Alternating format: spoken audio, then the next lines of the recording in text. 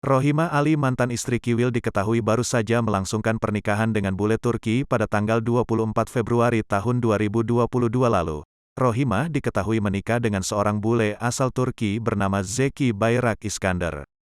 Saat diundang ke Pagi-Pagi Ambyar Trans TV, Dinda dan Awil, anak Rohimah dengan Kiwil, ikut buka suara perihal pernikahan sang ibunda tercinta. Dinda sebagai anak mengaku kaget karena saat sang ibunda akan menikah lagi.